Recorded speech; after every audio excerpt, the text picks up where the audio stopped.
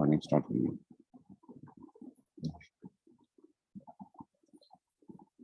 बिस्मिल्लाहिर्रहमानिर्रहीम नहमदुहु व नसल्ली व नसल्लिमु अला रसूलिहिल करीम अम्मा बाद। अब आगे कहते हैं वनकल अल मुनाविय्यु अनिल हाफिज ज़हबी रहमतुल्लाह ताला कि मुनावी ने जिक्र किया है जो है हाफिज ज़हबी रहमतुल्लाह ताला से कि अन्नहु क़ाला व यजिबु अलैना, हमारे ऊपर वाजिब यह है कि अन्ना ताकिद अन्नल अइम्मतल अर्बा, ये तमाम के यानी चारों आइम्मे अरबा व सुफियानैन, सुफियान और दोनों सुफियान सौरी और सुफियान बिन उयैना, सुफियान सौरी और सुफियान बिन उयैना, ठीक है। वल औज़ाइया व दाऊद ज़ाहिरिया व इस्हाक़ इब्न रहवई व साइर अइम्मत अला हुदन, ये तमाम के तमाम क्या हैं, हिदायत के ऊपर हैं। लेकिन आइम्मे अरबा हो गए सुफियान सौरी, सुफियान बिन उयैना, इमाम औज़ाई, दाऊद ज़ाहिरी, इस्हाक़ बिन रहवई और तमाम आइम्मे, बहुत से फुक़हा थे, हर एक के वो तमाम हिदायत पर थे। वला इल्तिफ़ाता लिमन,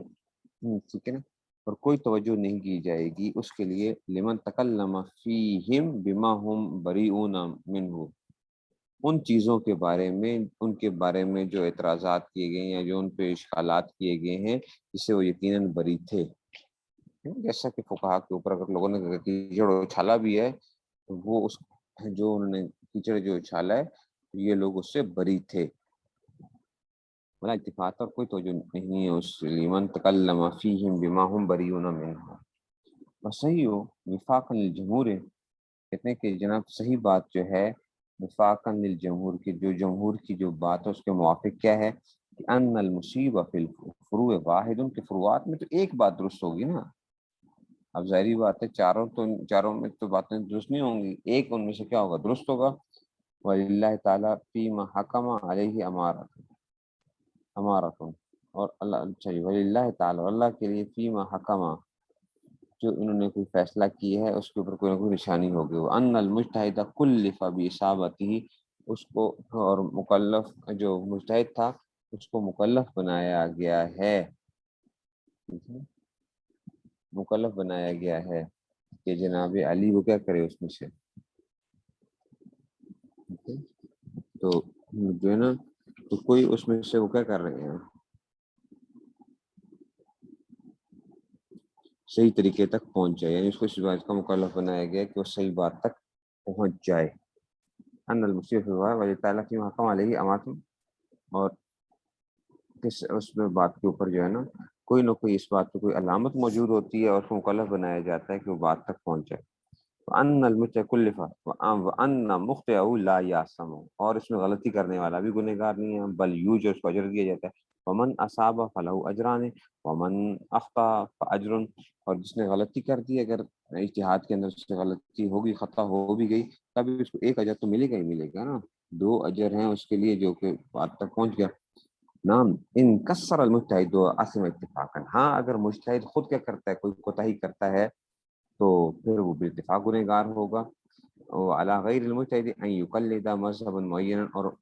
मुक़ल्लिद के लिए क्या है कि किसी मज़हब मुअय्यन की तक़लीद करे।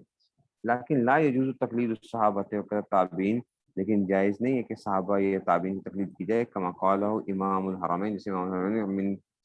मिन कुल्ली मन लम युदव्वन मज़हबु, हर उस आदमी की जिसका मज़हब तदवीन ना की गई हो।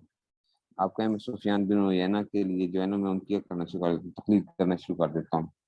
उनका मज़हब तो वो नहीं मुदव्वन नहीं वो हुआ। वयम तनी, बस मना है तकलीद गैर अरबात फिल कज़ा वल इफ्ता, तो ये जो है कज़ा और इफ्ता के अंदर जो है, ठीक है ना, आप क्या नहीं कर सकते किस इनके ऊपर,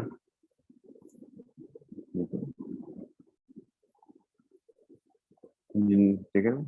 तो आप उसमें से लिहाजा आप कज़ा और इफ्ता में क्या होगा, आइमा अरबा के अलावा किसी तकलीद नहीं की जाएगी, मना किया जाएगा, या मना है तकलीद कज़ा इफ्ता। लिअन्न अल मज़ाहिब अल अर्बा इंतशरत व तहर्ररत, वो फैल गए हैं, लिखे जा चुके हैं, हत्ता ज़हरा तक़यीद, यहाँ तक कि ये बात वाज़ेह हो चुकी है कि हत्ता ज़हरा तक़यीद मुतलक़िहा हत्ता ज़हर तक़यीद मुतलक़िहा, यहाँ तक कि इनका जो मुतलक था वो मुक़य्यद हो गया। आपको पता है कि अब कहते हैं कि यहाँ ये चीज़ क्या है, मुतलक है,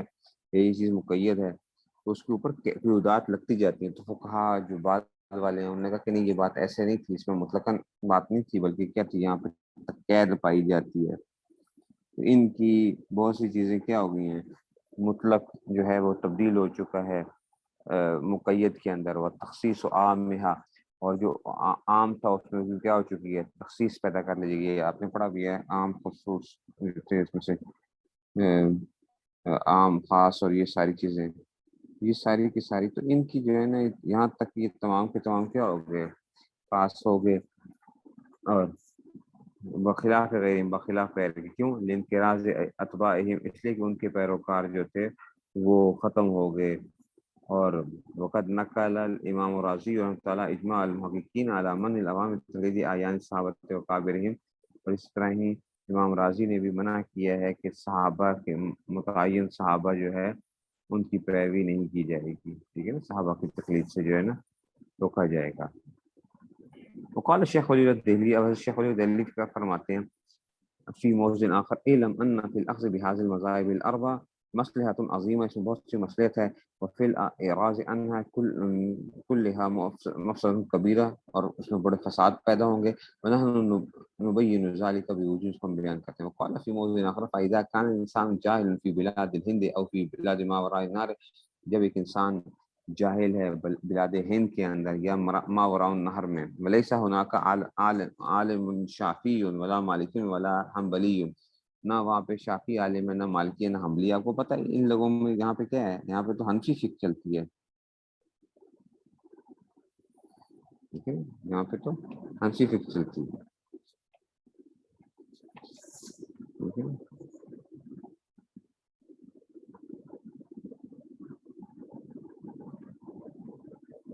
तो कमा क़ाल इमाम हरमैन, ये उनकी बात चल रही है ना कि जनाब अली क्या कहा था कि सहाबा की तकलीद नहीं की जाएगी, ये ताबीन की तकलीद नहीं की जाएगी, यही बात है उन्होंने भी वो की है उसमें से, इमामुल हरमैन ने, इमामुल हरमैन ने क्या कहा है, सहाबा की तकलीद ना की जाए,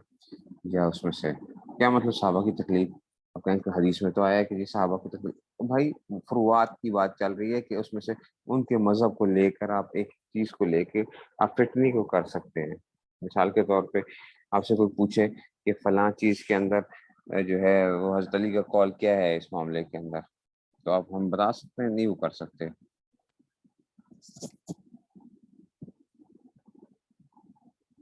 आगे चलते ही, तो अब जो बंदा बिलादे हिंद के अंदर मावराउन नहर के अंदर जो है हनफी जहाँ पे हनफियत चलती है, तो वहाँ पे अगर एक आदमी क्या करना चाहे, कहते हैं मैं इमाम शाफी को फॉलो करूंगा, इमाम मालिक को करूंगा, इमाम अहमद बिन हंबल को करूंगा, तो अब वो क्या करे बेचारा, ठीक है ना, लैसा हुनाका आलिम शाफी वला आलिम हनफी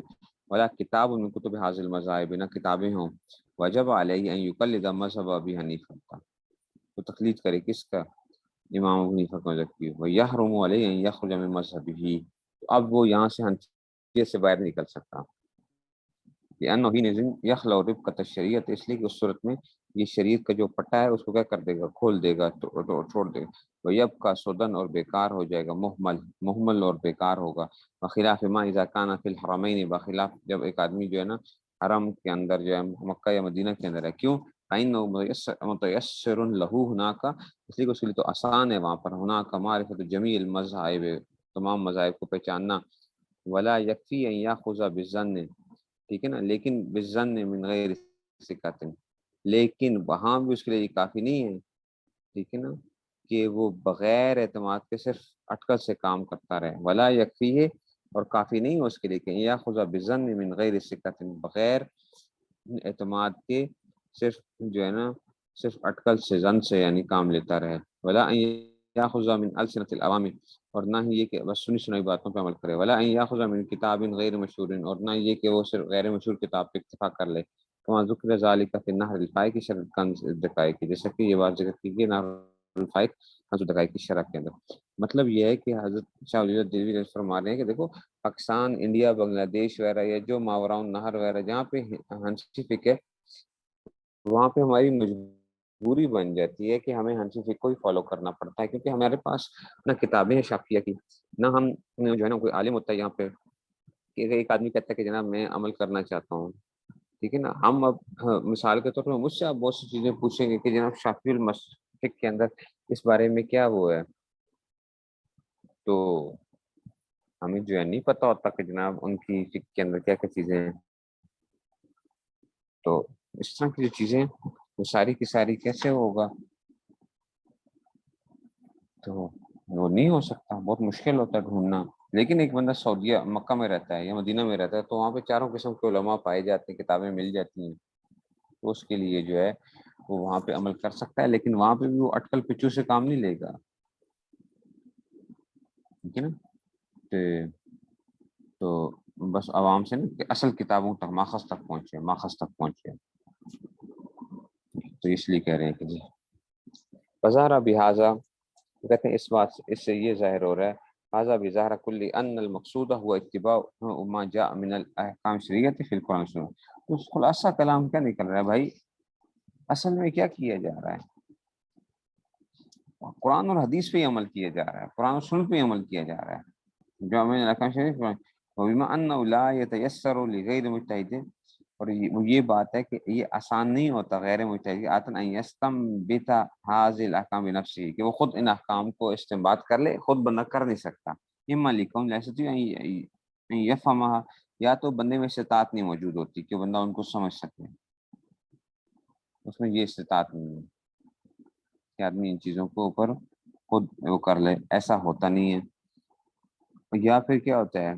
او لان النصوص من انچا جی، اور نصوص تحت تعمیل اکثر من معنی، یا نصوص میں کیا ہوتے ہیں ایک سے زائد معنی کا احتمال ہوتا ہے، او لتعارض الادلۃ فی الظاہر، یا ظاہری طور پہ ادلہ میں تعارض ہوتا ہے، فإنه يعتمد على قول مجتہد یصف بقول اکثر من غیرہ، اس صورت میں وہ کرتا ہے ایسے مجتہد کے قول پر اعتماد کرتا ہے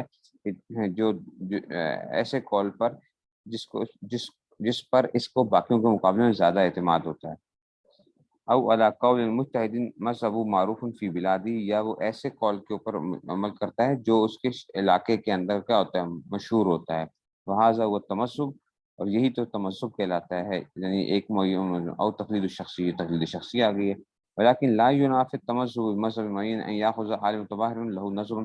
فی ادلۃ الاحکام۔ اچھا اب مسئلہ یہ ہے کہ کیا ہر بندے کے لیے ہر مسئلے کے اندر جو ہے وہ اپنے امام کو فالو کرنا ضروری ہے، یعنی ضروری تو حضرت فرما رہے ہیں کہ جو ایک عالم ہو، متباہر ہو، مضبوط ہو، اور اس کے احکام کے جو ادلہ ہیں ان میں پوری بڑی گہری نظر ہو، تو وہ کیا کر سکتا ہے، وہ جو ہوتا ہے دلیل کی قوت کے اوپر جو اس کو ظاہر ہوئی ہے اس کی بنیاد کے اوپر کوئی مسئلہ کسی اور امام کا لے سکتا ہے، لیکن یہ یاد رہے کہ وہ کیا نہیں ہونا چاہیے، وہ خواہش نفسانی کی وجہ سے نہ ہو، ٹھیک ہے۔ ولیکن لا ینافی التمسک بمذہب معین ان یاخذ عالم متباہر له نظر فی ادلۃ الاحکام فی مسئلہ مسائل، کہ جس کو احکام کے مسائل کے اندر دلیل حاصل ہے، تو وہ کیا کر سکتا ہے قولا مذہب آخر، وہ لے لے ان یاخذ قولا، لے لے مذہب آخر، لا على اساس التشاہی، خواہش نفسانی کی وجہ نہیں، بل على اساس ادلۃ قدیم ظاہرت له، ومن هنا افتى كثير من فقهاء الحنفیہ في كثير من المسائل بقول يخالف قول الامام حنیفہ، اس لیے بہت سے حنفی فقہا نے ایسے اقوال کے اوپر فتویٰ دیا ہے جو ابو حنیفہ رحمۃ اللہ علیہ کے قول کے مخالف تھے، کما فعل فی مسئلہ المزارات، مزارات، آپ کو پتہ ہے امام صاحب مزارات کے قائل نہیں ہیں، صاحبین تو ہیں ٹھیک ہے، لیکن امام صاحب قائل نہیں ہیں،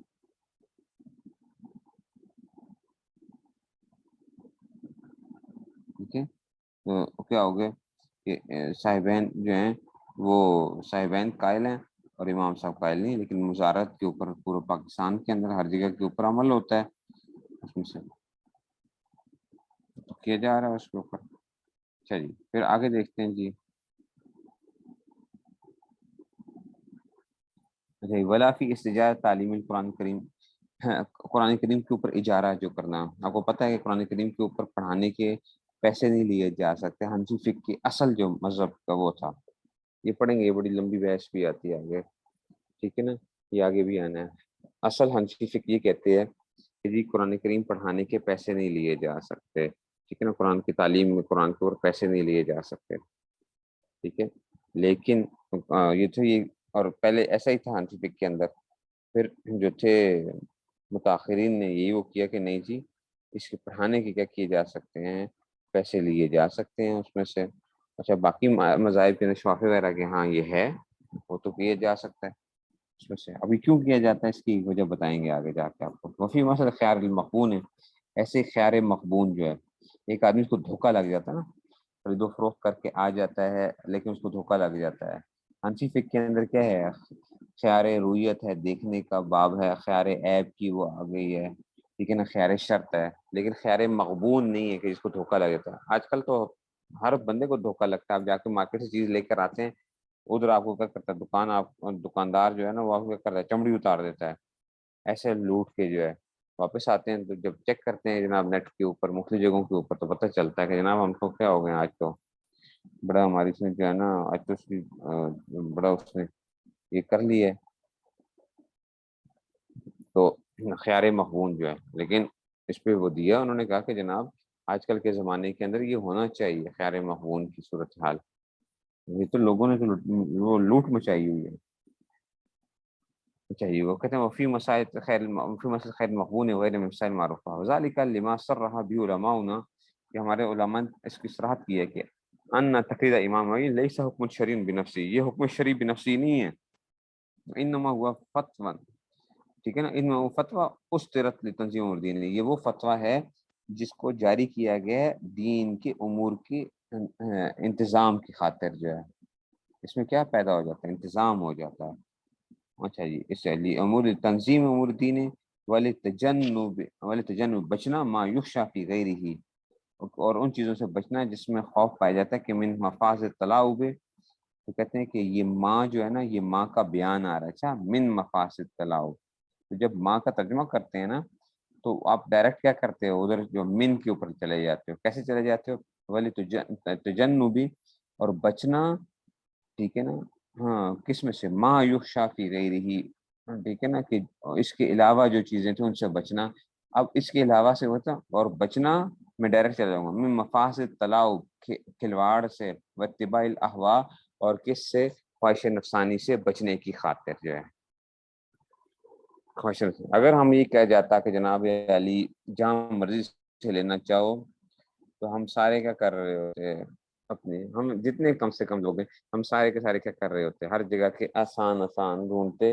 اور جو خواہش نفسانی کی وہ ہوتی بس اس کے مطابق عمل کر رہے ہیں. چلو کسی نہ کسی کال امام کا تو کال ہے نا، کسی نہ کسی امام کا تو کال ہے. یہ بہت زیادہ ہوتا ہے. اچھا یہ میں نے دیکھا ہے کہ جی کیا کرتے ہیں، کہتے ہیں کہ جناب کسی نہ کسی کال امام کا تو کال ہے. اس لیے ان چیزوں سے بچنا چاہیے.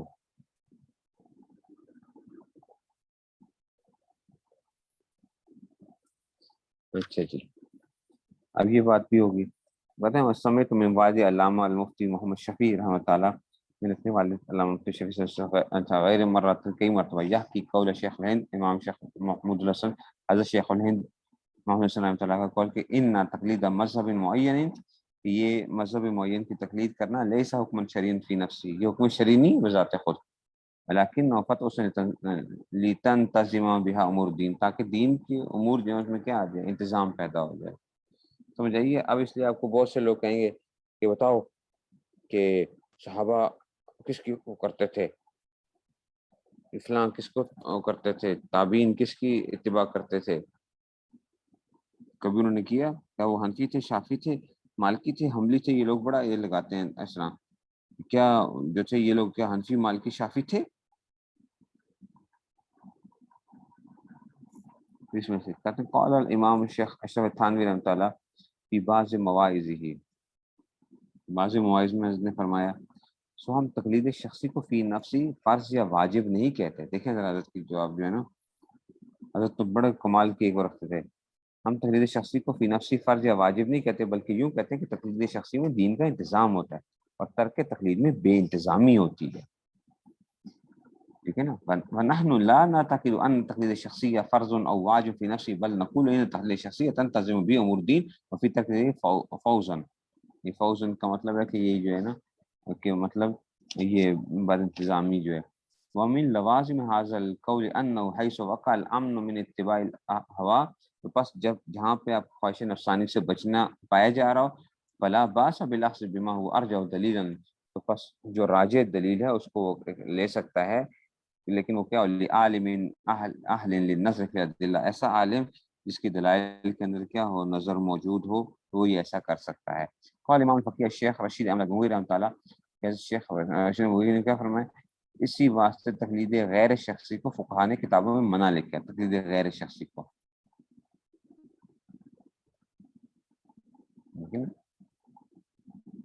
مگر جو عالم غیر شخصی کے سبب مبتلا ان مفاسد مذکور کا نہ ہو، یعنی اگر کسی اور کر لینا چاہے اور وہ مفاسد مبتلا نہ ہو اور نہ اس کے سبب سے عوام میں ہیجان ہو، تو تقلید غیر شخصی اب بھی جائز ہوگی. ٹھیک ہے نا. متعین امام، تقلید غیر شخصی کا مطلب ہو کہ غیر متعین امام کو.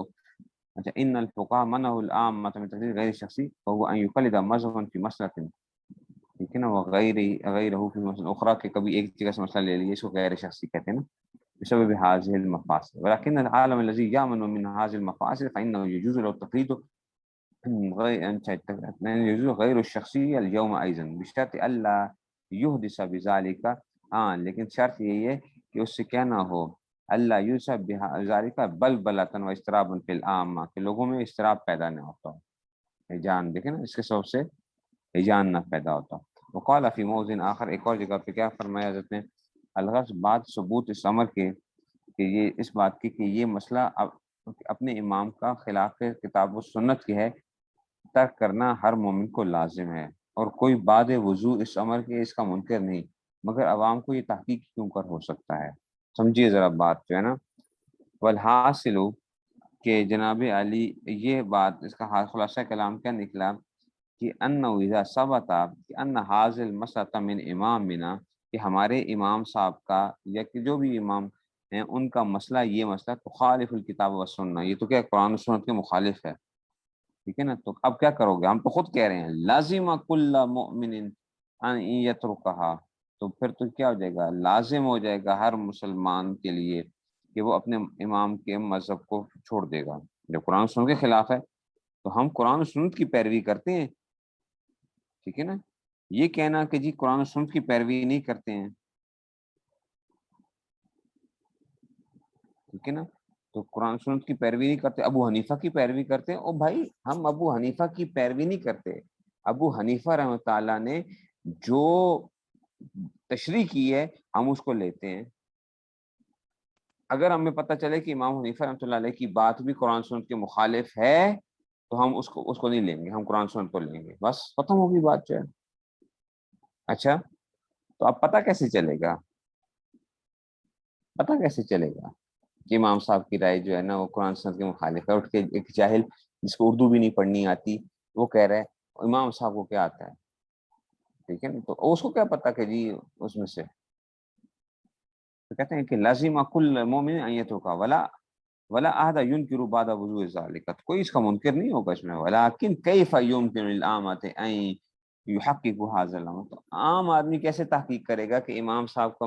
جو مسلک ہے اس بارے میں قرآن اور سنت کے مخالف ہے. بس ایک چیز کو دیکھ کے، جیسے کہ غیر مقلد کرتے ہیں، بخاری شریف نکال لی، وہ دیکھو بخاری شریف میں کیا لکھا ہوا ہے، امام صاحب کیا کہہ رہے ہیں، تو اس سے بس تحقیق ہوگی جی امام صاحب کا مذہب کیا ہوگا، قرآن سنت کے مخالف آ گیا. اس سے آپ نے کیسے تحقیق کر لی ہے. ٹھیک ہو گیا جی. یہ تو بات یہاں تک. اچھا، میں نے پیچھے جو من کی بات کی تھی، میں نے کیا کہا تھا، دیکھو ماں جو ہوتا ہے نا، ماں کے اندر جو تھا وہ کیا تھا، ابہام جو پایا جا رہا ہوتا ہے. ٹھیک ہے نا. ماں کے اندر بتایا تھا نا کہ ماں کے اندر ابہام ہے. جب من جو ہے نا اس کے بعد آپ اس کو من بیانیہ کہتے ہیں. جب ترجمہ کرتے ہو نا تو آپ ماں وہ چیز کرنے کی بجائے کیا کر لو، وہ چیز وغیرہ کرنے کی بجائے ڈائریکٹلی اس جگہ کے اندر سے اس میں سے آپ کیا کر لو، اس کے ترجمہ کر لو. جیسے ہم نے کہا تھا وَلِتَجَنُّبِ مَا يُخْشَىٰ فِي غَيْرِ الْمَفَاسِدِ، کہ بچنا ان چیزوں سے جو اس کے علاوہ بہت سی چیزیں جن کا خوف کیا جاتا ہے، وہ چیزیں کون سی ہیں؟ مم مفاسد تلاعب و اتباع الہوا، تو بچنا دین کے اندر کھلواڑ سے اور خواہش نفسانی سے، ٹھیک ہے نا، یہ جو ہے نا ڈائریکٹلی آپ کیا کر لیتے ہو، من بیانیہ کا ترجمہ آ جایا کرتا ہے اس میں سے، ٹھیک ہے۔ تو اس لیے یہ بات ہو گئی کہ یہ کون وہ کریں گے۔ مفصل شیخ و مشایخنا الامام اشرف تھانوی تعالیٰ آج مثلا بیتدال و اتزان بالغ، اتزان بالغ، خوب خوب وضاحت کے ساتھ، اتزان تھا، یعنی وہ واو تا کی طاقت میں ادغام کر دیا، ٹھیک ہے نا، اتزان بالغ، یہ جو ہے فلا باسا بإراد کلام، بإراد کلام ہی، تو ہم کلام لیتے ہیں بلفظی مطبوعا بترجمتہ العربیہ، پہ ترجمہ کر دیں گے۔ جس طرح تقلید کا انکار قابل ملامت ہے، اس طرح اس میں غلو و جمود بھی موجب مذمت ہے۔ تقلید کا انکار بھی کیا ہے وہ، اور ایک بندہ کیا کر لے، غلو اختیار کرتا ہے، ٹھیک ہے نا، اگر وہ غلو اختیار کرتا ہے کہ جناب ہم کہتے ہیں ہم تو بس کہیں جو ہے نا، جو ہمارے امام نے کہہ دیا ہے ہم کیا کریں گے، چاہے وہ اگر ثابت بھی ہو جائے قرآن سنت سے مخالف ہونے کے، تو ہم پھر بھی ان کی پیروی کریں گے، تو وہ بھی کیا ہوگا، وہ بھی قابل مذمت ہوگا، ہم تو کہتے ہیں۔ لیکن ہر بندہ نہیں اٹھ کے کہہ سکتا کہ جناب امام صاحب کی رائے کیا قرآن سنت کے مخالف ہے، آپ کو نہ، جیسے بخاری شریف کے خلاف ہے، بخاری شریف تو خالی وہ نہیں ہے نا، اس کے علاوہ بھی تو احادیث ہیں۔ اور تعیین طریق حق کے لیے اوپر ثابت ہو چکا کہ تقلید مجتہد کی اس کو شارع و بانی احکام سمجھ کر نہیں کی جاتی ہے۔ دیکھو ہم امام صاحب کو یہ نہیں کہتے کہ وہ کہیں انہوں نے مسئلہ جو ہے نا وہ کہیں وہ شارع ہیں اس کے، نہیں نہیں نہیں نہیں، وہ تو صرف وہ شارع نہیں ہیں، وہ شارح ہیں، شرح کرنے والے ہیں، شارع شریعت کے حکم نہیں بنانے والے، اچھا، تو وہ شارع نہیں ہیں بلکہ کیا ہیں، شارح ہیں، ٹھیک ہے نا، بلکہ اس کو تو کیا کہتے ہیں، مبین احکام، اور اچھا جی موضع شرائع، ٹھیک ہے نا، کہ جناب علی ان کو کیا کر رہے ہیں ہم موضع شرائع بھی کر سکتے ہیں کہ جناب علی وضاحت توضیح جو ہے نا موضع شرائع، اچھا جی، اور اسلام اور مظہر، اور وہ مظہر مراد اللہ و رسول اعتقاد کر کے کی جاتی ہے کہ انہوں نے کیا اللہ کے اور اللہ کے رسول کی جو مراد تھی اس کو ظاہر کر دیا۔ پس جب تک کوئی امر منافی اور رافع سے اعتقاد کا نہ پایا جاوے گا اس وقت تقلید کی جاوے گی، جب تک کوئی امر منافی اور رافع سے، اور اس مسئلے میں کسی عالم میں وسیع نظر ذکی الفہم منصف مزاج کو اپنی تحقیق سے، یا کسی عامی کو ایسے عالم سے بشرط کہ متقی بھی ہو، بشہادت کل معلوم ہو جائے کہ اس مسئلے میں راجی دوسری جانب ہے، مطلب پتہ چلتا ہے دوسری جانب ہے، تو دیکھنا چاہیے کہ اس مرجوع جانب میں بھی دلیل شرعی سے عمل کی گنجائش ہے یا نہیں ہے، کہ جو مرجوع جانب ہے کیا دلیل شرعی سے اس پر عمل کر سکتے ہو یا نہیں کر سکتے۔ اگر گنجائش ہو تو ایسے موقع پر جہاں احتمال فتنہ و تشویش عوام کو، مسلمانوں کو تفریقی کلمہ سے بچانے کے لیے اولا یہی کہ اس مرجوع جانب پر عمل کرے، تو مرجوع جانب پر عمل کر لے اگر اس کو گنجائش کام ہے۔ وہ دلیل اس کی یہ حدیث ہے، حضرت عائشہ نے کیا کیا تھا، روایت ہے کہ مجھے ارشاد صلی اللہ علیہ وسلم نے کہ تم کو معلوم نہیں کہ تمہاری قوم یعنی قریش نے جب کعبہ بنایا تو بنیاد ابراہیمی سے کمی کر دی تھی۔ یہ حتیم کا علاقہ آپ کو پتہ ہے نا، یہ اصل میں خانہ کعبہ کے اندر کا حصہ ہے، حتیم جو ہے خانہ کعبہ کا حصہ ہے، لیکن کیا تھا جگہ تھوڑی پڑ گئی تھی، وہ حلال مال سے وہ کرتے تھے، پہلے کی بات ہے جب حضور سے پہلے کی جو اس میں سے، تو اب جو تھا وہ حصہ چھوٹا رہ گیا تھا، تو اب حضور کیا فرما رہے ہیں، تو کمی کر دی میں نے بنیادی ابراہیمی سے، میں نے عرض کیا رسول اللہ پھر آپ اس بنیاد پر تعمیر کرا دیجیے، فرمایا کہ اگر قریش کا زمانہ کفر سے قریب نہ ہوتا تو میں ایسا ہی کرتا، یعنی عوام میں فتنہ نہ پھیلے، لوگ کہتے دیکھو کعبہ کو توڑ کے کیا کر رہا ہے یہ جو ہے، روایت اس کو بخاری مسلم نے، ترمذی اور نسائی اور مالک نے فائدہ، یعنی لوگوں میں خواہ مخواہ تشویش پھیل جائے گی کہ دیکھو کعبہ گرا دی، اس لیے میں دست اندازی نہیں کرتا۔ دیکھیے باوجود یہ کہ جانب راجی یہی تھی، فوائد ابراہیمی پر تعمیر کر دیا تھا، مگر چونکہ دوسری جانب بھی یعنی ناتمام رہنے دینا بھی شرط جائز تھی، وہ مرجو تھی، آپ صلی اللہ علیہ وسلم نے بخوف فتنہ و تشویش کی جانب مرجو کو اختیار فرمایا۔ جس حضرت مسعود سے روایت تھی کہ انہوں نے سفر میں فرض 4 رکعت پڑھی، کسی نے پوچھا کہ تمہیں عثمان پر قصر نہ کرنے میں اعتراض کیا تھا، پھر خود 4 پڑھی، آپ نے جواب دیا کہ خلاف کرنا موجب شر ہے، وہ جو آپ نے پڑھا ہوگا نا مکہ کے اندر حضرت عثمان جو ہے، حضرت عثمان نے کی تھی 4 رکعتیں پڑھی تھی پوری جو ہے، کسی نے کہا کہ جناب، تو اصل میں تو ہم تو اس کا جواب ہی دیتے ہیں کہ حضرت عثمان کا کیا تھا، وہاں پہ گھر تھا، وہاں پہ ان کی اہلیہ ایک رہتی تھی مکہ کے اندر، تو اس لیے مسافر ہونے کے باوجود انہوں نے کیا کر لیا تھا کہ یعنی مسافر تو مسافر ہوں گے ہی نہیں، پھر اس نے انہوں نے 4 رکھتے ہیں پڑھ لی، اپنی حدیث میں پڑھا ہوگا. اچھا یہ حدیث میں آپ لوگوں نے پڑھی ہے یہ بات، سے میں آپ کو نہیں چھیڑوں گا. آپ تو تم نے عثمان پر قصر نہ کرنے اعتراض کیا تھا، پھر خود 4 پڑھی، آپ نے جواب دیا خلاف کرنا موجب شرع ہے، یعنی لوگوں میں شر پھیل جاتا. اس حدیثی معلوموں کے باوجود ابن مسعود رضی اللہ عنہ کے نزدیک جانب راج سفر میں قصر کرنا ہے، مگر صرف شر اور خلاف سے بچنے کے لیے اتمام فرما لیا جو جانب مرجو تھی، مگر معلوم ہوتا ہے کہ اس کو بھی جائز سمجھتے تھے. بہرحال ان حدیثوں کی تائید ہوگی کہ اگر جانب مرجو بھی جائز ہو تو اسی کو اختیار کرنا اولا ہے. اگر جانب مرجو میں گنجائش عمل نہیں بلکہ ترک واجب یا ارتکاب امر ناجائز لازم آتا ہے اور بجز کے آس میں کوئی دلیل نہیں پائی جاتی اور جانب راجی میں حدیث صحیح سری موجود ہے، اس وقت بلا تردد حدیث پر عمل کرنا واجب ہوگا. ہم تو خود کہہ رہے ہیں کہ ایک طرف قیاس آ جائے اور کوئی وہ نہیں ہے اور دوسری طرف حدیث صحیح آ گئی ہے تو حدیث صحیح پہ عمل کر لو اور اس مسئلے میں کسی تکلیف جائز نہ ہوگی، کیونکہ اصل دین قرآن اور حدیث ہے اور تکلیف سے یہی مقصود ہے کہ قرآن و حدیث پر سہولت و سلامتی سے عمل ہو. جب دونوں میں موافقت نہ رہی قرآن و حدیث پر عمل ہوگا. ایسی حالت میں بھی اس پر جمع رہنا یہی تکلیف ہے جس کی مذمت قرآن حدیث و اقوال علماء میں آتی ہے. ٹھیک ہے نا، مذمت جو ہوتی ہے نا کہ جو ہے نا یہ کیا کرتے ہیں اندھی تکلیف جس کو کہا جاتا ہے، وہ تو اس صورت میں ہوتی ہے. جیسے حدیث میں ہے کہ عدی بن حاتم سے روایت ہے کہ کہ میں حضور صلی اللہ علیہ وسلم کے حضور میں حاضر ہوا اور آپ کو یہ آیت پڑھتے سنا. اس کا ترجمہ یہ کہ اہل کتاب نے اپنے علماء اور درویشوں کو رب بنا رکھا تھا خدا کو چھوڑ کر، اور ارشاد فرمایا کہ وہ لوگ ان کی عبادت نہ کرتے تھے لیکن وہ جس چیز کو حلال کہتے تھے اس کو حلال سمجھنے لگتے اور جس چیز کو حرام کہتے اس کو حرام سمجھنے لگتے. روایت کس کو ترمذی نے. مطلب یہ کہ ان کے علماء اور جو تھے پادری اور یہ جو تھے سارے کے سارے کیا ہوتا تھا ان کی باتوں پہ وہ عمل کرتے تھے، وہ جس کو حلال کہتے حلال کہتے، جس کو حرام بغیر کسی دلیل کے.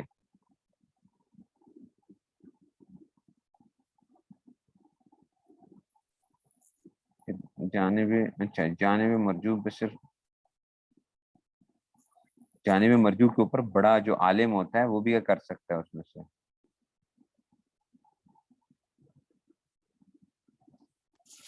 ٹھیک ہے نا، وہ جو بڑے علماء ہوتے ہیں وہ اس چیز کو لے کر وہ کیا جا سکتا ہے نا، لیکن ان کو دلیل پہ گہری نظر ہو. اب وہ فتویٰ دے دیں تو پھر عوام کے لیے بھی کیا ہو جائے گا، اس میں اس پہ عمل کرنا جائز ہو جائے گا نا جانب مرجو کے اوپر.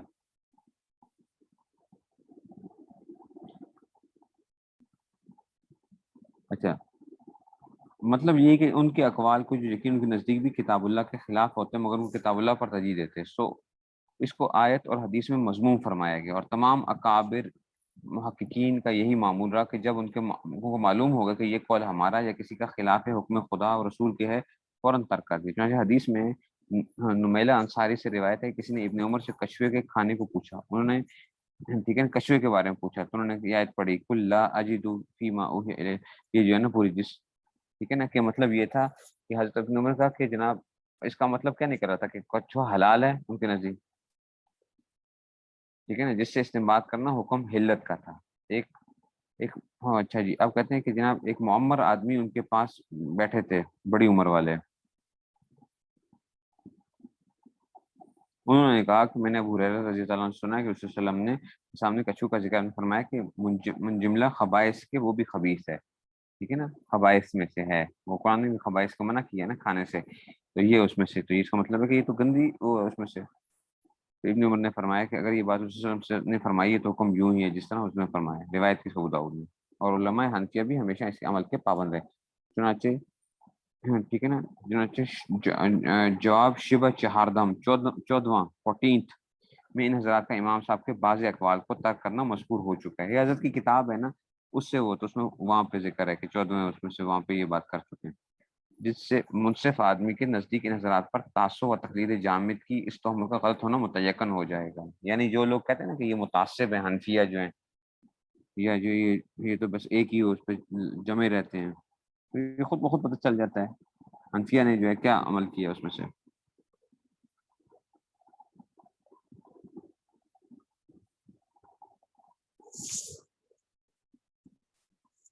اچھا جی، جس کا منشا اکثر پر اچھا جی جس کا منشا اکثر پر بلا درایت نظر کرنا ہے اور مقصد سوم میں ایسی نظر کا غیر معتمد علیہ ہونا ثابت کر دیا گیا کہ یعنی آپ نے پوری تحقیق نہیں کی، لیکن اس مسئلے میں ترک تقلید کے ساتھ بھی کسی مجتہد کی شان میں گستاخی و بدزبانی کرنا. اگر ایک آدمی کو پتہ چل جاتا ہے کہ میرے امام کا جو مسئلہ ہے وہ کیا ہے، اس میں سے اگر اس میں سے کوئی خلاف وہ آ بھی رہا ہے، تو اب یہ نہ کرے کہ ان کی زبان بد زبانی نہ کرے، یہ دل سے بدگمانی نہ کرے کہ انہوں نے حدیث کی مخالفت کی ہے. جائز نہیں، کیونکہ ممکن ہے کہ ان کو یہ حدیث نہ پہنچی ہو سکتا ہے ان کو حدیث نہ پہنچی ہو تو انہوں نے اس وجہ سے یا بسند ضعیف پہنچی ہو یا ان کو کسی قرینہ شریعت سے معول سمجھا ہو اس کو، ان قرینہ شریعت سے، اس لیے وہ معذور ہیں. اور حدیث نہ پہنچنے سے ان کے کمال علمی میں تان کرنا بھی بد زبانی میں داخل ہے. ایک آدمی کا دیکھو ان کو حدیثیں پتہ ہی نہیں تھی، یہ بھی کیا بد زبانی ہے، کیونکہ بعض حدیثیں اکابر صحابہ کو جن کا کمال علم مسلم ہے کسی وقت نہ پہنچی تھی، مگر ان کے کمال علم میں اس کو موجب نقص نہیں کہا گیا. حدیث میں عبید بن عمیس ہے تو موسیٰ کی حضرت کے پاس آ جانے کی اجازت مانگنے کسی میں روایت ہے کہ حضرت عمر نے فرمایا کہ وسلم کا یہ ارشاد مجھے مخفی رہ گیا. اصل میں وہ آئے تھے نا، حضرت عمر کے پاس آئے تھے، 3 مرتبہ سلام کیا تھا، واپس چلے گئے تھے. تو انہوں نے کہا کہ جناب کیوں چلے گئے واپس؟ انہوں نے کہا کہ اس نے فرمایا کہ 3 دفعہ اجازت مانگو، اگر اجازت نہ ملے تو واپس چلے جاؤ. ان کا اب اتنے حضور پہ بات کر رہے ہیں نا، تو اپنے ساتھ کوئی وہ لے کر آ، گواہ لے کر آ. تو اس نے حضور پہ یہ بات کی کہ حضور نے یہ فرمایا. وہ پھر جب بات ہوئی تو حضرت عمر نے کہا کہ ہاں یہ تو واقعی میں بازاروں میں سودا لینے جایا کرتا تھا تو مجھ سے یہ بات وہ رہ گئی ہے. اس طرح مجتہد کی اس مقلد کو جس کو اب تک اس شخص مذکور کی طرح اس مسئلے میں شرح صدر نہیں ہوا اور اس کا اب تک یہی حسن ظن ہے کہ مجتہد کا قول خلاف حدیث نہیں ہے، اور اس گمان سے اب تک اس مسئلے میں تقلید کر رہا ہے اور حدیث کو رد نہیں کرتا، لیکن وجہ موافقت کو مفصل سمجھتا بھی نہیں. ایسے مقلد کو بھی وجہ اس کی خود دلی شریف سے متمسک ہے اور اتباع شرعی کا قصد کر رہا ہے، برا کہنا جائز نہیں ہے. سمجھیں ذرا کیا کہنا چاہ رہے ہیں حضرت کی اردو جو ہے نا. ایک آدمی ہے وہ جو امام صاحب کو فالوور ہے مثال کے طور پہ، اگر جو ہے نا پتہ چل بھی جاتا ہے کہ جناب علی امام صاحب کا یا کسی کا مذہب جو ہے وہ کیا ہے حدیث کے خلاف آ رہا ہے، حدیث کے خلاف آ رہا ہے، تو اب جس کو تو پتہ چل گیا اس نے کیا کر دیا، اس میں اس حدیث کو لے لیا. لیکن اگر ایک مقلد آدمی جو ہے وہ انہی کو فالو کر رہا ہے تو اس کو وہ بھی تان تشنیع نہیں کی جاتی اس مقلد کے اوپر بھی، کیونکہ وہ کوئی نہ کوئی اس کے پاس دلیل ہے نا اپنے امام کے مذہب کو فالو کرنا، ٹھیک ہے، اس کے پاس دلیل ہے تو اس کو بھی آپ وہ نہیں کر سکتے. اس طرح اس طرح اس مقلد کو اجازت نہیں کہ ایسے شخص کو برا کرے جس نے عذر مذکور اس مسئلے میں ترک تقلید کرتی. اگر کسی مسئلے میں ترک تقلید کیا تو یہ اس کو ان کا یہ اختلاف ایسا ہے جو سلف سے چلا ہے. اس کے باب میں علماء نے فرمایا کہ اپنا مذہب ضمن ثواب محتمل خطا اور دوسرا مذہب ضمن خطا محتمل ثواب ہے. اس سے یہ شبہ بھی دفع ہو جاتا ہے کہ جب سب حق ہیں تو ایک ہی پر عمل کیوں کیا جائے، بس جب دوسرے بھی احتمال ثواب ہے تو اس میں کسی کی تذلیل یا تفسیق یا بدعتی وہابی کا لقب دینا اور حسد و بغض و عناد و نزاع و غیبت و سب و شتم و طعن و لعن کا شیوہ اختیار کرنا جو قطعاً حرام ہے کس طرح جائز ہوگا؟ البتہ ہر جو شخص عقائد یا اجماعیات میں مخالفت کرے، اجماعی مسئلوں کے یا عقائد میں مخالفت کرے یا سلف صالحین کو برا کہے، وہ اہل سنت و جماعت سے خارج ہے.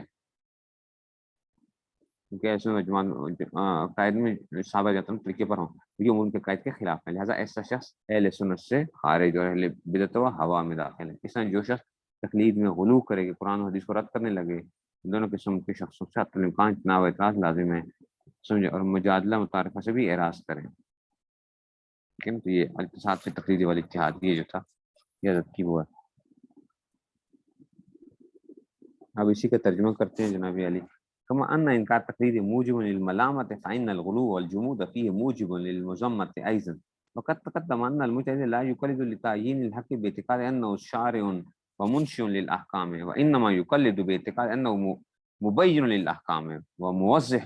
للشرائع ومظهر لمراد الله تعالى والرسول صلى الله عليه وسلم. ولذا فإن التقليد إنما يعمل به إذا لم يظهر أمر ينافي ذلك الاعتقاد أو يرفعه، فإن تبين للعالم واسع النظر ذكي الفهم منصف الطبع بتحقيقه أو لعامي بواسطة مثل ذلك العالم بشهادة قلبه بشرط أن يكون متقيا أن الراجع في هذه المسألة جانب آخر فلينظر هل هناك احتمال لجواز العمل بالجانب المرجوح على أساس الدليل الشرعي ولو كان مرجوحا أم لا. فإن كان هناك سعة ويخشى في إظهار الخلاف من فتنة وتشويش للعوام فالأولى في مثل هذه الحالة الأمل بالجانب المرجوح وقاية لعامة المسلمين من تفريق الكلمة. ويدل على ذلك ما روته عائشة رضي الله عنها قال رسول الله صلى الله عليه وسلم ألم تر أن قومك حين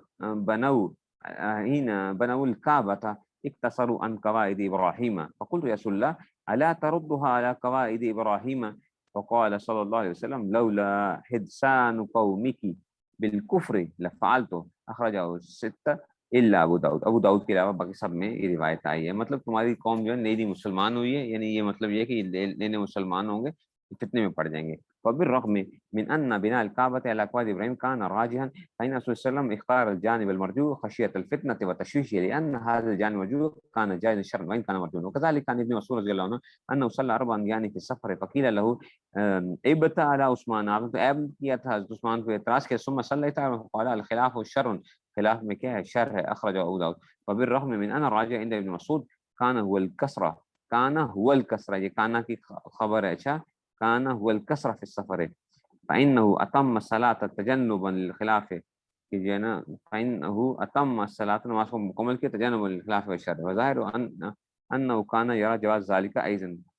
فتأيد بذلك ما ذكرنا أنه إن كان الجانب المرجوح جائزا فاختياره أولى تجنب الفتنة والتشويش. أما إن كان الجانب المرجوح لا يحتمل الجواز بل يستوجب ترك واجب أو ارتكاب محظور وليس له دليل سوى القياس ويوجد حديث صحيح في الجانب الراجح ويجب العمل بالحديث من غير تردد ولا يجوز التقليد في هذا أصلا لأن أصل الدين هو القرآن والسنة وليس المقصود من تقليد إلا العمل بهما بسهولة وسلامة. فلما انتفت الموافقة بينهما وجب العمل بالقرآن والسنة والجمود ولا تقليد في مثل هذا هو التقليد الذي ورد ذمه في القرآن والسنة وفي كلام العلماء. فروي عن عدي بن حاتم رضي الله عنه قال أتيت النبي صلى الله عليه وسلم وسمعت يقرأ اتخذوا أحبارهم ورهبانهم أربابا من دون الله قال إنهم لم يكونوا يعبدونهم ولكنهم كانوا إذا أحلوا شيئا استحلوه وإذا حرموا عليهم شيئا حرموه. أخرجه الترمذي. ولم يزل أمل السلف والمحققين إن أنهم كلما ظهر لهم أن قولهم أو قول غيرهم مخالف لأمر من الله تعالى أو من رسوله صلى الله عليه وسلم أقلعوا عنه من ساعته كما روي عن نميلة الأنصارية قال سئل ابن عمر رضي الله عنه عن أكل الكنفس ابن عمر سے پوچھا گیا تھا قال قل لا أجد فيما أوحي إلي محرما على قائم يطعمه الآية. فقال الشيخ عنده سمعت أبا هريرة يقول ذكر القنفذ عند رسول الله صلى الله عليه وسلم قال خبيثة من الخبائث قال ابن عمر إن كان قال رسول الله صلى الله عليه وسلم هذا فهو كما قال ما لم ندري. أخرجه أبو داود. ولم يزل علماء الحنفية أيضا ملتمسين بهذا الأصل فإنهم تركوا أقوال إمام في عدة مسائل وتبين بذلك لكل منصف أن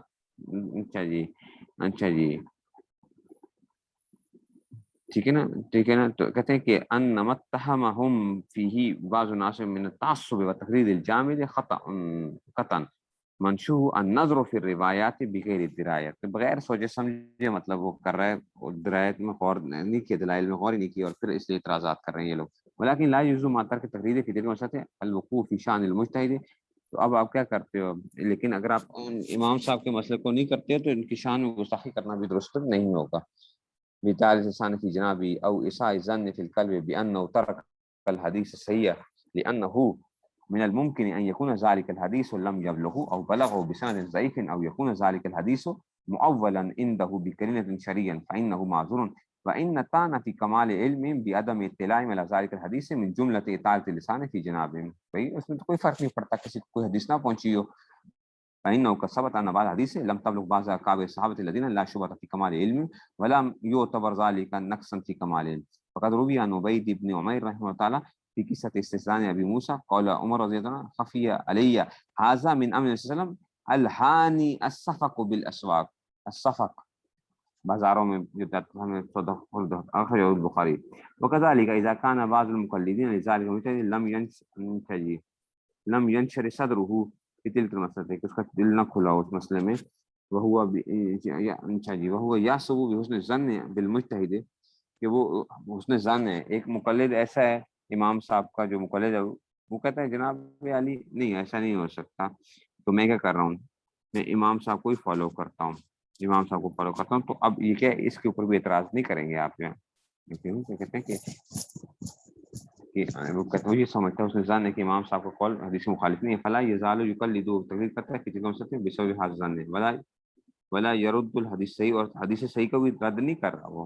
حدیث صحیح کو بھی رد نہیں کر رہا. یہ بندہ کہتا ہے کہ نہیں حدیث بھی ٹھیک ہے، میں امام صاحب کو کرتا ہوں، کوئی نہ کوئی دلیل تھی. ولیکن لا لا یفہم موافقت امام ہی، لیکن وہ سمجھتا نہیں ہے کہ امام کی لذا کی حدیث صحیح تفصیلا. فإنه لا يلزم ذلك المقلد، تو اب اس کو بھی اس کی مذمت نہیں ہے. لأنه إذا متمسك بدلیل شرعی ولا يقصد إلا اتباع شرعی، تو شرع کا اتباع کرنا چاہتا ہے. وكذلك لا يجوز ذلك المقلد أن يذم ذلك العالم الذي ترك تقليده في تلك المسألة بالعذر المذكور، لأن اختلافهم هذا نظير الاختلاف الذي وقع بين السلف والذي قال فيه العلماء إن مذهبنا صواب ظنا يحتمل الخطأ ومذهب غيرنا خطأ ظنا يحتمل الصواب، فلما كان الجانب الثاني متم الصواب أيضا فكيف يجوز بذلك تسليل أحد أو تفسيقه أو رميه بالبدعة أو الوهابية وإحداث الحدث وإحداث الحدث والبغض والعناد والنزاع والغيبة والسب والشتم والطعن واللعن الذي هو حرام قطعا. یہ اس طرح کی باتیں جو ہے نا کیا ہے، نام ان رجل الذي يخالف جمهور المسلمين في عقائدهم، عقائد میں کرے گا، او فی المسائل المجمع علیہ، یا اجماعی مسائل کے اندر، او یطیل لسانه فی جناب السلف الصالح، یا ہوگا کرتا ہے زبان کو کرتا ہے سلف صالح کی، اس میں اپنی زبان کو کہتے ہیں کہ اس کی زبان درازی کرتا ہے. فإنه خارج عن اهل السنة والجماعة، کیوں؟ لأن السنة والجماعة هم الذين يسلكون طریقہ صحابت ہے، وإن هذا مخالف لعقائدهم، یہ تو صحابہ کے عقائد کے مخالف ہوگا. صحابہ کسی کو اس طرح کی تام تشریح نہیں کرتے تھے. فكان هذا الرجل خارجا عن اهل السنة وداخلا في اهل البدع والاهواء. وكذلك الرجل الذي يغلو في تقليده، ٹھیک ہے نا، ایسے ہی وہ بندہ جو تقلید کے اندر غلو کرتا ہے، بحیث يدعو القرآن والحدیث من اجل فالواجب والاجتناب، اس کو بچنا ہے ضروری، والاحتراز من هذين الرجلين، دونوں سے، مال اعراض عن المجازة المعارفة وهذا هو الوقت الوسط. واما ما ذلك فغلط وشتت، ٹھیک ہے نا، تو اس کے علاوہ جتنی باتیں ہیں وہ غلط اور سمجھ ہیں. اللهم ارنا الحق حقا وارزقنا اتباعه وارنا الباطل باطلا وارزقنا اجتنابه. یہ جو ہے نا ساری حضرت کا، آپ کہیں گے کہ جناب یہ کیا بات ہے،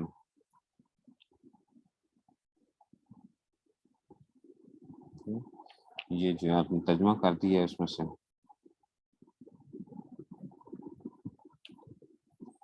ٹھیک ہے. تو حضرت نے اصل میں اردو میں لکھا تھا، اس کو عربی میں ترجمہ ٹرانسلیٹ کیا گیا.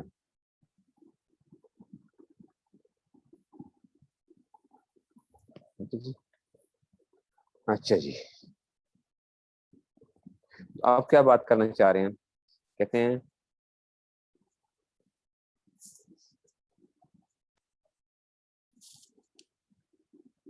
Voice okay.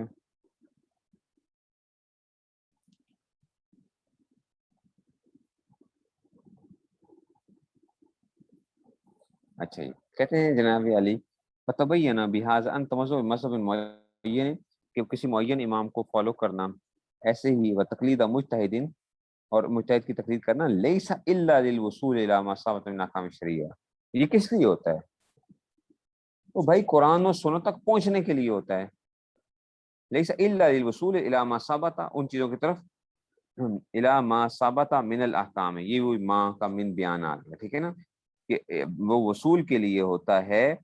احکام شریعہ تک پہنچنے. اچھا ٹھیک ہے نا، تو ان جو ثابت ہیں احکام میں سے شریعہ میں کتاب و سنت ہے، ممن لا یستطیع، اس آدمی کے لیے کہ جو استطاعت نہیں رکھتا کہ این یوفق بین ادلۃ متعارضہ، کہ ان کے درمیان موافقت کر سکے،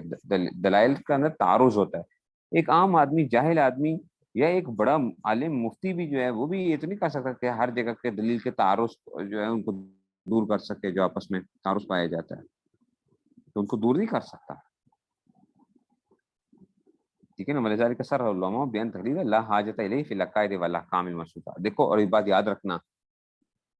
کہ جناب علی تقلید جو ہوتی ہے، تقلید منصوصی مسائل کے اندر یا عقائد کے اندر نہیں ہوا کرتی ہے. اچھا، عقائد میں تقلید نہیں ہوتی ہے، سمجھ رہے ہیں بات کو، عقائد میں تقلید نہیں ہوتی ہے، آپ کسی کی تقلید نہیں کرتے عقائد کے اندر سے. عقائد تو آپ کے وہ اس طرح ہی جو حکام منصوصہ جو ہے قطن، ٹھیک ہے نا. مثال کے طور پہ آپ کو نماز، اچھا جی کیوں نماز فرض ہے، کیونکہ کیوں فرض ہے بھائی؟ اس لیے کہ امام ابو حنیفہ کہتے ہیں کہ فرض ہے، اس لیے ہم کہتے ہیں۔ تو بھائی یہ تو کیا منسوخی مسئلہ ہے، قرآن سے ڈائریکٹ مسئلہ نکل رہا ہے کہ نماز کیا ہے، فرض کس میں سے، مثلا فرض سے لاتے والصوم والزکات والحج وحرمت الخمر،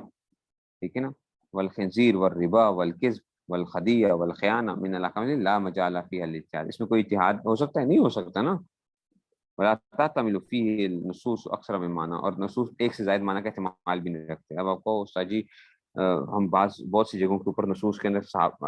امام شافعی امام ابو حنیفہ کے خلاف نہیں آتا،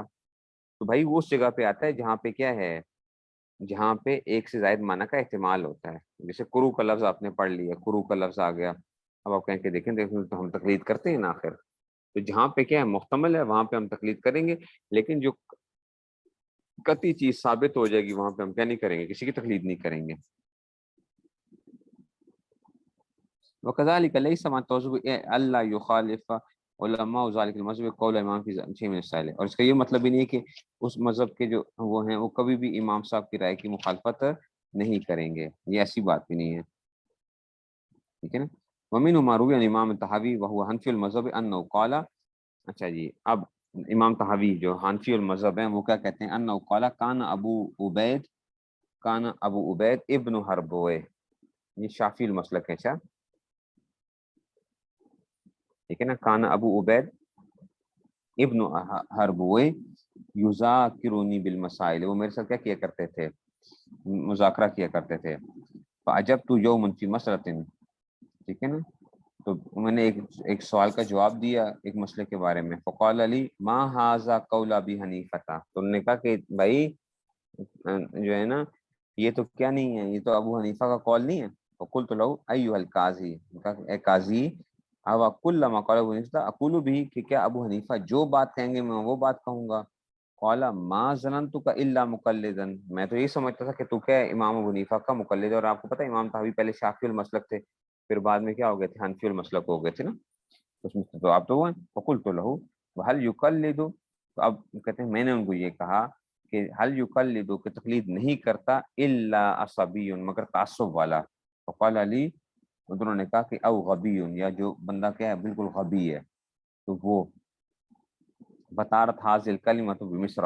یہ مصر کے اندر پھیل گیا یہ حتی صارت مثلا، کہ جس میں سے کہ تقلید کون کرتا ہے، یا تو کیا ہوتا ہے، یا تو جو ہے نا یا تو وہ کرے گا عصبی کرے گا یا غبی کرے گا، ٹھیک ہے نا۔ اچھا اب دیکھو ذرا مسئلہ کیا ہے، آپ کہیں گے اس کا مطلب ہے سارے ہم وہ ہیں، تو کہتے ہیں وما قصد طحاوی رحمۃ اللہ ہوا انا تمذہب مذہب معین ہے، اس سے قصد جو امام طحاوی نے کیا ہے نا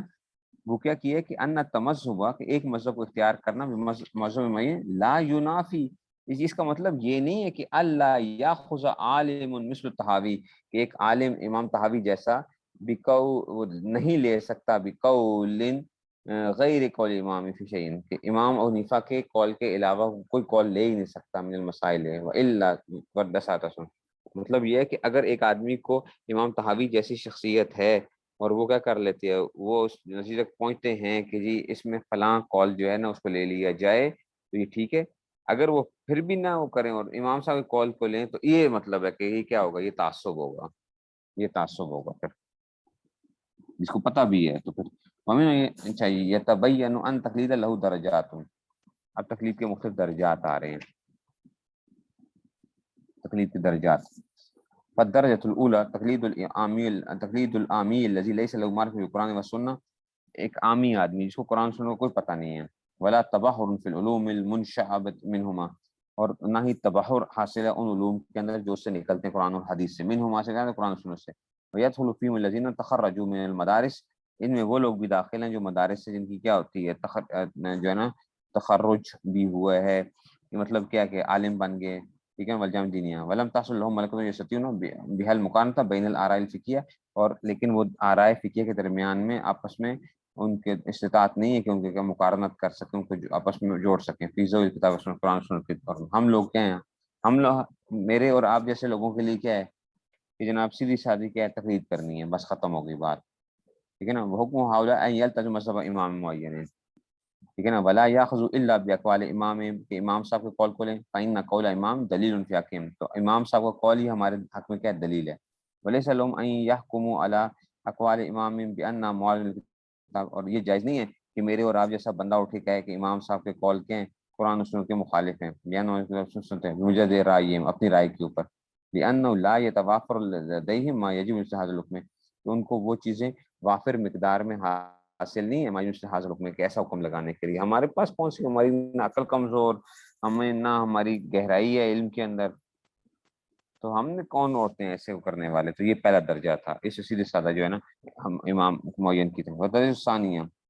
تقلید و عالم متباہر، ٹھیک ہے، عالم متباہر جو ہے اس میں سے، وہ الذی وان لم یبلغ درجہ الجہاد الکلی، درجہ کلی تک نہیں پہنچتا، لیکن لساعت معرفتی بعلوم، اس لیے کہ اس کو وسعت تھی بمعرفتی بعلوم القرآن و سنت، اس میں تباہری فی مذہب امامی، اس کو تباہر حاصل تھا اپنے امام کے مذہب کے اوپر، وطول ممارستی، اور بہت عرصے سے اس کا کیا تھا تعلق تھا فقہ کے ساتھ، والفتیہ، ٹھیک ہے نا، ہاں، اور فتوے کے ساتھ، لدا اساتذہ مہاراتن، ماہر کی جمع کیا آتی ہے مہاراتن، ماہر اساتذہ کے پاس، حاصلت لہو ملکۃ قویۃ، ان کو کیا آ گیا ایک ملکہ قویہ حاصل ہو گیا فی نظر فی الدلائل الاحکام الفقہیہ، احکام فقہیہ کے دلائل کے اندر، فإن مثل هذا العالم، یہ عالم ان کان یقلد امام فی معظم الابواب الفقہیہ، اگرچہ یہ بڑے بڑے فقہی ابواب کے اندر اپنے امام کو فالو کرتا ہے، لیکن اذا وجد قولا لامام معارضا لنص الصریح، لیکن اگر اس کو کیا مل جائے اپنے امام کا قول صریح نص کے مخالف مل جائے گا، ولم یجد مع طول بحث ما یعارض ذلك النص، اور اس کے علاوہ جو تھا ان کو کیا نہیں تھا، ہاں، ولم یجد مع طول بحث ہی، اور نہیں پایا اس نے جو ہے نا، ولم یجد مع طول بحث ہی، باوجود طول بحث کے، ما یعارض ذلك النص، جو اس نص کے مخالف ہو، فإنه يجوز له، تو اس کے لیے جائز نہیں ہے کہ ان یترک قول امام ہی، اپنے امام کے قول کو ترک کر دے، من اجل ذلك النص الصریح، نص صریح کی وجہ سے، کما اسلفنا فی عبارت الامام شیخ الثانی رحمۃ اللہ، دیکھو ابھی ادھر بھی سمجھو ذرا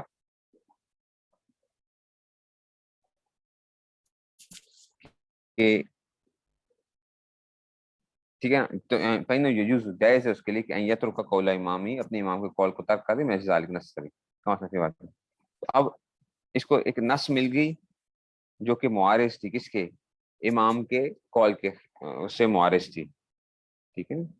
تو اب کیا کرتا ہے، یہ کیا کر سکتا ہے، اس نص کے اوپر ایسا عالم جو ہے وہ عمل کر سکتا ہے، ٹھیک ہے نا؟ تو اس کو کہتے ہیں، دیکھیں پھر دوبارہ دیکھیں، فإن مثل هذا العلم ان كان يقلد الامام في معظم الابواب الفقهيه لكنه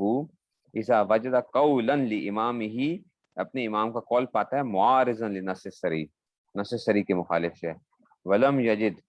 اور نہیں پایا اس نے پایا، معطول بحث ہی، ٹھیک ہے نا، باوجود اس نے غور و تلاش کرنے کے، جو اس وقت نا بحث کا مطلب ہے، بحث کا مطلب ہے کہ وہ ریسرچ کرنے کے باوجود جو ہے، خوب ریسرچ کرنے کے باوجود اس نص کے خلاف کوئی چیز نہیں پا رہا وہ، تو اب اس کے لیے جائز ہے کہ وہ کرے گا، امام کے قول کو چھوڑ دے گا اور نص پہ عمل کرے گا، وکذالک اذا اشار مثل هذا العالم، اس کو ظاہر ہوتا ہے کہ بان فی مذہب امامی فی مسئلۃ من المسائل حرج شدیدا، کہ اپنے امام کے قول پہ عمل کرنے میں حرج شدید لازم آتا ہے، حرج لازم آتا ہے، تو اب کیا ہوگا، وان هناك حاجۃ، ان هناك، اور ایک ہی یہاں پہ کہ حاجت عام لدفع حاضر حرج، اب ضرورت پائی جا رہی ہے کہ جناب آپ لوگوں کی آسانی کے لیے جو ہے نا، کیونکہ حرج لازم آتا تھا بی اعتبار مذہب فقہی آخر مذاہب الاربعۃ مطبوعہ، تو کسی اور کو بھی آپ کر سکتے ہیں، ہم پڑھیں گے انشاءاللہ کہ اپنے مذہب کو کب اس میں کسی اور امام کا قول کب لیا جا سکتا ہے، اور یہ عالم کب ایسا کرے گا، تو ایک چیز ہوتی ہے جو کہ کیا ہوتا ہے، حرج شدید لازم آ رہا ہوتا ہے اپنے مذہب کے اوپر عمل کرنے کے اندر نا، تو اس میں سے یہ آئے گا، تو کہتے ہیں کہ جی جاز له ان يفتي او يعمل بكل متعين آخر غیر امامی، کما فعل الحنفی مثلا زوجۃ المفقود وغیرها، جس کا خامن گم ہو گیا، خامن گم ہو گیا، مطلب ہے گم ہونے کا مطلب پتہ ہی نہیں ہے کہاں ہے، مفقود، ٹھیک ہے نا، آپ کو پتہ ہے حنفیہ کا جو امام صاحب کا جو قول ہے کہ جب تک کیا نہ ہو جائے، ایک قول کے مطابق کیا خامن کی عمر کتنی ہو جائے، 120 سال، 120 سال جب تک خامن نہیں ہو جائے گی، بیوی انتظار کرتی رہے گی پیچھے اس کا، 120 سال، ایک قول کے مطابق 90 سال، 90 سال کے اندر جو ہے نا خامن 90 سال کا ہوئے گا، تو جو عورت ہے تو وہ تو بیچاری گئی نا، مالکیہ نے کیا کیا؟ مالکیہ نے کہا 4 سال بس، مالکیہ نے کہا 4 سال، اور ایک قول ان کا 1 سال کا بھی ہے۔ تو اب ہم فتویٰ کس پہ دیتے ہیں؟ یہی 1 سال کی اس کے اوپر ہم وہ کر لیتے ہیں کہ جناب علی 1 سال جو ہے نا عدالت میں جائے، عدالت تلاش کروائے اس کو، 1 سال کا وہ کر دیا جائے، اس کے بعد حکم لگا دیں گے سال کے بعد جو ہے اس کا، اس کے فوتگی کا، فوتگی کا حکم لگا دیں گے، اور وہ عورت کسی اور جگہ نکاح کر سکتی ہے۔ ہاں لیکن اگر پہلا خاوند واپس آ گیا اگر، تو پھر اپنے پہلے خاوند کے پاس واپس جائے گی۔ لیکن یہ تو ہمارا مذہب نہیں، یہ تو مالکیہ کا مذہب ہے۔ لیکن آج کے زمانے میں عورت کو کہو کہ جو 90 سال تک، جب تو خاوند کی عمر 90 سال نہیں ہوگی تو کیا انتظار کرے گی؟ تو فتنے کتنے پیدا ہو جائیں گے، اس بیچاری زندگی کیسے گزارے گی؟ سمجھنے بات کو؟ تو اس لیے حرج شدید لازم آتا تھا، کما ساتھ ان شاء اللہ فی موضوع ولکن الاحوط فی هذا الزمان فی المسائل التي تعم بها البلوى، جس میں بلوا پایا جاتا ہے، یعنی بلوا سے عمومی بلوا کا مطلب کیا ہوتا ہے کہ عمومی طور پہ لوگ کیا ہوتے ہیں، اس میں مبتلا ہو چکے ہوتے ہیں، کہ اللہ یستبد الرجل، کہ بندہ نہ کودے فی مثل هذه المسائل برائے الفرید، اپنی رائے کے ذریعے سے۔ ہر بندہ اٹھ کے، میرے جیسا بندہ اٹھ کے کہے کہ جناب علی کیونکہ آج کل حالات ایسے ہیں اس لیے کیا کیا جا سکتا ہے، اس کے اندر فلاں فقیہ کے قول کو لے لینا چاہیے، نہ بل یشاور غیرہ من العلماء، علماء سے مشورہ، ولا یفتی فتوا عامتا، اور نہ دے ایک عام فتویٰ، الا بعد اصول اتفاق کی جماعت من علماء راسخین، علماء راسخین کے اس کے بعد جو ہے آپ دیکھ لیں گے یہ جو تفردات ہوتے ہیں اس میں بڑے مسائل پیدا ہو جاتے ہیں بعض دفعہ، تفردات جو ہیں، تو یہ اس وجہ سے تو لوگوں سے مشاورت کرنی چاہیے۔ اس کے بعد حلیہ نائزہ حضرت نے لکھی ہے تو سارے علماء کو جو ہے نا وہ کیا تھا، لیکن علماء دیوبند سے ان کو گئی ہیں وہ حلیہ نائزہ، مالکیہ قول کو جو لیا گیا ہے، سب نے دستخط کیے ہیں، پھر اس کے بعد کیا کیا گیا، ان کا کہ بھائی اس پہ عمل کرنا۔ عورتیں وہ ہو رہی تھیں، مرتد ہو رہی تھیں، ہوتا یہ تھا کہ خاوند کو طلاقیں دیتے نہیں تھے، تو عورتوں کو کسی نے بتا دیا مسئلہ کہ عورت کیا ہو جائے، مرتد ہو جائے تو نکاح ٹوٹ جائے گا، اور وہ کیا کر لے گی تو پھر سے جان چھوٹ جائے گی، تو عورتوں نے کیا کر دیا، انہوں نے مرتد ہونا شروع کر دیا۔ حالانکہ مسئلہ کچھ اور ہے، وہ پڑھیں گے ہم انشاءاللہ، تو لیکن بس وہ کہتے ہیں جان چھوٹ جائے گی۔ حضرت ثانی نے پھر کیا کیا، پھر مالکیہ کے قول کو لیا اور سارے ان مالکی علماء کو خط لکھے، سب کچھ ہوا۔ اس کے بعد مدارس ثالثہ تقلید و مجتہد فی المذہب، کہ مجتہد کی تقلید مذہب کے اندر، چلیں جی بس اس کو اتنا رکھتے ہیں، اس کو اتنا رکھ لیتے ہیں، اب کہیں گے کہ یہ تو بس ایک سفر رہ گیا، نہیں اصل میں کچھ باتیں مجھے لگ رہا ہے کہ میں تیزی کے اندر ہوتا ہے نا بعد دفعہ انسان پھر حق ادا نہیں ہوتا۔